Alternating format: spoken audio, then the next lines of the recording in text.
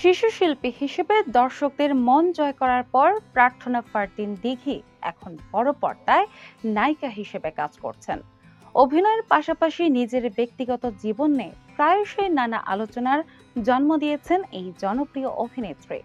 সম্প্রতি একটি পডকাস্টে অতিথি হিসেবে উপস্থিত হয়ে নিজের প্রেম ও বিয়ের পরিকল্পনা নিয়ে খোলামেলা কথা বলেন তিনি।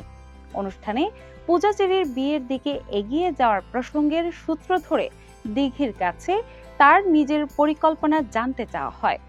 জবাবে দিঘি জানান তিনি আপাতত কনের সহচরী হয়েই থাকতে চান। এখনই কনে বা ব্রাইড হওয়ার কোনো ইচ্ছে তার নেই।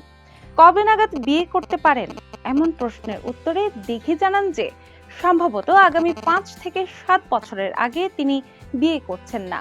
হবু বরের গুণাবলী প্রসঙ্গে তিনি বলেন, পাত্রকে চাকরিজীবী হতে হবে এবং তাকে অসম্ভব রকমের সৎ ও সাহসী হতে হবে। এমনকি নিজের ভুল নির্দ্বিধায় স্বীকার করে ক্ষমা চাওয়ার মতো মানসিকতাও সেই পাত্রের থাকা চাই বলে তিনি উল্লেখ করেন। বিয়ের পরিকল্পনা না থাকলেও নিজের বর্তমান প্রেম জীবন নিয়ে দেখি বেশ স্পষ্টভাবে নেতিবাচক জবাব দেন।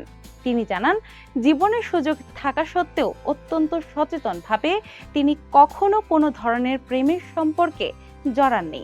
এই বিষয়টি ব্যাখ্যা করতে গিয়ে অভিনেত্রী নিজের শৈশব ও কৈশোরের কঠোর পারিবারিক নজরদারির কথা সামনে আনেন। তিনি জানান, ষষ্ঠ শ্রেণীতে ওঠার পর থেকেই পরিবারের কড়া বিধি নিষেধের মধ্য দিয়ে তাকে বড় হতে হয়েছে। এমনকি মাধ্যমিক পরীক্ষা দেওয়ার পূর্ব পর্যন্ত নিজের কোনো মোবাইল ফোন ব্যবহারের সুযোগও তার ছিল না। দীর্ঘদিন এমন নিয়ন্ত্রিত পরিবেশে বেড়ে ওঠার কারণে প্রেম করার মতো মানসিকতা বা সুযোগ কোনোটিই তার হয়নি।